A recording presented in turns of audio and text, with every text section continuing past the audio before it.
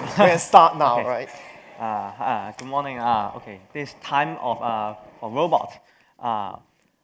Today our theme is Back to the Future. Have you ever thought about how the future will be with robots? How do humans like us coexist with robots? There has been a long history on the imagination of robots, from fiction, from movie, from a television show. And we find that usually they share the similar characteristic. They have high level of intelligence, they have human-like appearance, and they are able to interact with human with the world. But is this the truth in a reality? Can robots be our servant, be our friend, or even be our lover?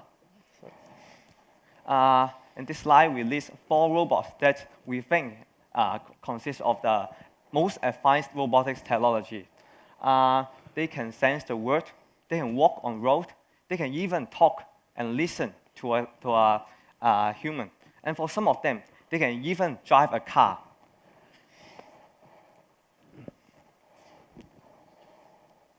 But is this robot possible to be popular in the future?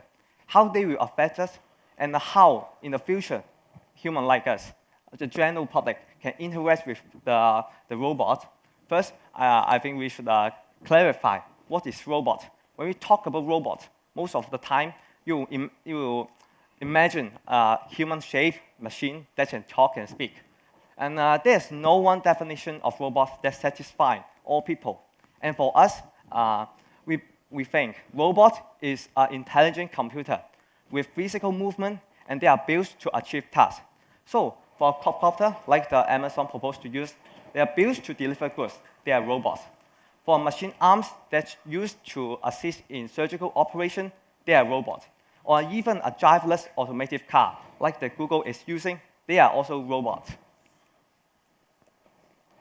And so it's a robot. So we have mentioned some kinds of robots. We believe it's robots, but they are still under testing, and some are under research with some experts. And we can see there's a trend of the robots becoming more popular, but they haven't been implemented yet. And to look about the trend of robotics development in the future, we need to talk about the robots research development from us, from the researchers, from the students, and also from the general public. And first, I would like to mention Advanced Robotics Lab in the University of Hong Kong. It is a lab with experts from different kinds of fields, from mechanics, from programming, and from electronics. And now they are working on a humanoid robot called Alice. Alice is one of the 7 Alice robots in the world, and Hong Kong has only one, the Alice robot in Asia. And Alice is a very giant robot, but it has the same size like a Western guy, but it's quite heavy, and it is powerful. So at the beginning of the Alice has one of the most advanced hardware systems, but at the beginning, it's just a hardware. Iron Man, but without software to control, it cannot move, and it don't know how to interact with the world. And it's very powerful, so at the beginning, the developers need to know whether such kind of robot, a strong robot, can deal with little and brittle objects, like an egg. It's like this video. And later, we want a robot to behave more like a human. For example, to recognize something and to handle something. So one of the presenters, Benny, is responsible for the recognition method. The robot at that stage, we need to use the camera installed on his head to recognize some object. For example, some green or yellow object, and he needs to pick it and put it to the blue bucket. And later, one of the latest development of the Alice robot is to behave more like a human. He's designed to able to recognize, approach, and turn off a valve. This is the scene of that we can capture from the camera installed on the head of the LS robot.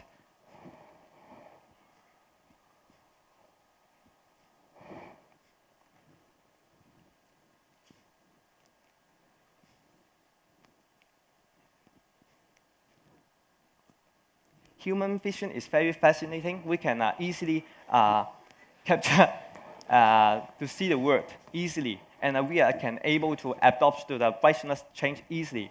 But for a robot, for a camera, we need to use different kinds of method for the robot to know what exactly the thing is. And the robot is able to turn off the valve. This task is developed to assist in disastrous scenario, and which is very dangerous, and we don't want to send a human to go. And by sending this kind of robot, we can able to enter a disastrous place, and it can help us to turn off some valve or turn off other objects.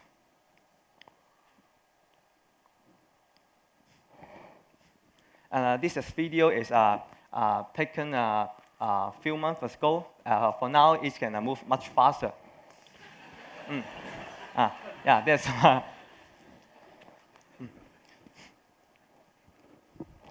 And the development of such kind of human-like robot is very meaningful and useful. For example, such mature technology can help us to develop new human-like robots that can assist you at home, at your office, and even at some dangerous place, as I mentioned, where we don't want to send humans to go. And in the meantime, different parts of the humanoid robot, like the arms, like the legs, they can the kinds of technology can be used in prosthetics robotics. For example, for this kind of leg, the development, the software, and the hardware in the LS robot can be departed and used in a real human. For this kind of prosthetic legs, they can help us. They can move according to your user's mind and are able to stabilize the body. As a student interested in robotics, I would like to share some of the robots that we have developed and developing in our laboratory. And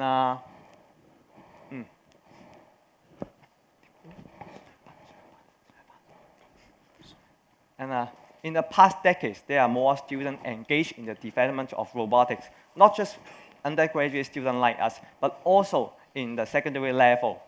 And we believe the rapid development can be attributed to some of the reasons. And the main reason we think is due to the rise of the smartphone, along with the advancement in different sensors and processing technology, and which have much lowered the entry barrier of the robotics research. And for example, 10 years ago, quadcopter like this one is the research topic in postgraduate level. And quadcopter is a mini computer installed with necessary sensors. And for propellers, they are able to hovering in the air to stabilize itself. And with external the signal assistance like GPS, they are able to fly to any destination place that the user assigned to it. And so some companies like Amazon, DHL, etc., they want to use it to deliver goods. And to demonstrate more what quadcopter can do, we have taken the icebreaker challenge by using the quadcopter.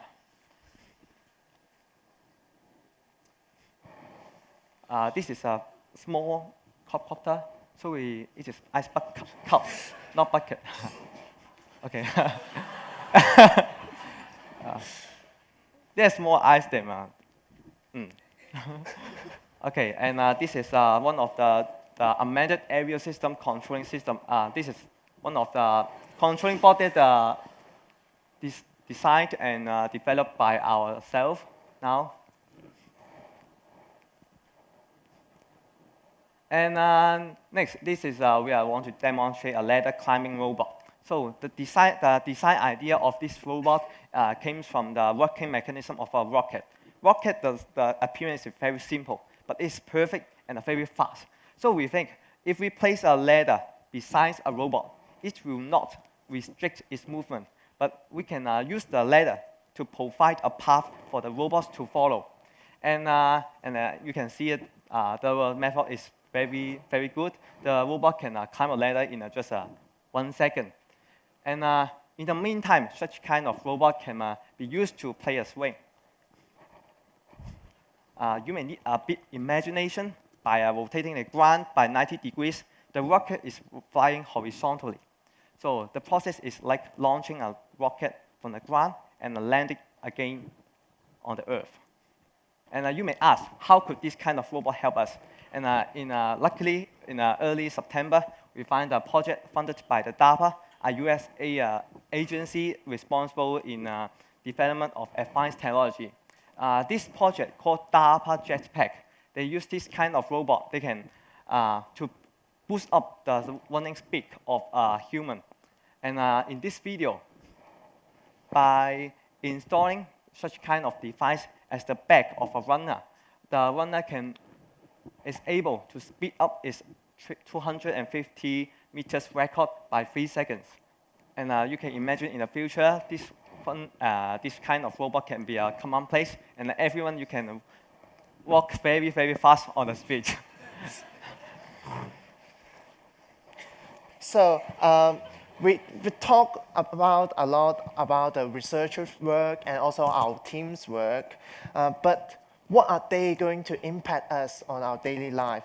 It is quite hard questions, you know. It's the main questions we need to answer in our talk. So I'm going to pick a few examples which demonstrate how mass public can engage with robots, and also how can all of us can develop and also improve the robot. So this is InMove. It's an open source humanoid robot project. Open source, which means that it's publicly available online, and you may just download it on the internet. And if you got a 3D printer, you may print it out, make ones and replicate one of those kind of humanoid robot in your home. As you can see that it got the arms, the eyes, and also some simple mechanical structures. So from the right-hand side video, you can see that it can perform some simple stuff. You can program it, picking stuff, recognizing people. Those kind of simple movement can be easily done by the InMove robot. For our lab, we developed a graphical user interface which can control the robot movement for the head, the yaw, and also for the jaw. So this kind of graphical user interface approach can let all of us easily access and also control the robot, and which can make the InMove project more advanced, and also everyone can engage with it. Our teams do have a 3D printers, and also we replicate a part of the InMove project. We're going to develop it more and hope we can engage more people which are enthusiastic with robotics and help us to develop the InMove project. So for the next slide will be another open source project, which is Puppy. Hey, so this is a time-lapse video which how you can build Puppy from scratch. For Puppy, the most amazing part is that it's a bipedal robot. Bipedal, which means it can walk by 2 legs. Bipedal robot actually is a quite astonishing and very advanced technology. Even now, it is an advanced research topic in robotics. So for Puppy, it gave the opportunity that you can take a taste of how you can program a bipedal robot and how you can give walking steps, the control, those kind of technical details. But for Puppy, it's open source, so you can simply plug and play. So using nuts, bolts, 3D printer parts, you can replicate one of those and try it out at home, you know. For the software part, they use the ROS software platform. ROS stands for Robot Operating System. It's a pre-built operating system which can easily control this property robot. So for the ROS, they have different kinds of packages, different kinds of functions, different kinds of programs. You can just install it and give the property robot new functions, new features, and perform different kind of tasks. So you can see for the property robot is kind of crawling, doing different movement, placing pose.